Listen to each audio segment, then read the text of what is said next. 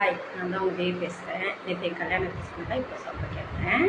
எங்கள் அக்கா பார்த்த மாப்பிள்ளையா அவள் வேணாம் சொல்லிட்டா. அதனால எனக்கு ஓகே சொல்லியாச்சு. ஓகே சொன்ன உடனே என்ன பண்ணேன், சரி பரியம் போட்டுட்டு 3 மாதம் கழிச்சு கல்யாணம் பண்ணிக்கோங்க. அவங்க சொன்னாங்க, இல்லை 3 மாதம் வரைக்கும் இந்த பொண்ணுங்களை நாங்கள் வச்சுக்கோங்க. சரி நாங்கள் இட்டுன்னு எங்கள் வீட்டில் வச்சுக்கிறோம். சரி பரியம் தானே போடுறாங்க, அதனால என்ன நம்ம 3 மாதம் போய் அவங்க வீட்டில் இருப்போம். அதுக்கப்புறம் நம்ம பெருமாட்ட பேசிட்டு நம்ம பெருமா வீட்டுக்கு போய்டும். இல்லை கல்யாணம்லாம் வேணான்னு நான் ஐடியா பண்ணினேன். சரின்னு சொல்லிட்டு போனாங்க. இன்னைக்கு பரியோன்னு சொன்னாங்க. சரி வேலைக்கு போயிட்டா உடம்பு சரியில்லை.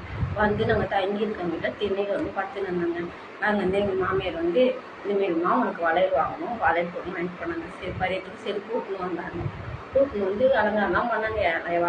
துணி எங்கள் துணில பக்கத்து வீட்டில் நேரம் அப்போல்லாம் எதுங்க போட்டுக்க 2 ட்ரெஸ்ஸு தான், அதெல்லாம் மாற்றி மாற்றி போட்டுக்கணும்னு வச்சுக்கோங்களேன். அதை போட்டுக்கணும். சரின்னு ஒத்துக்கணும்.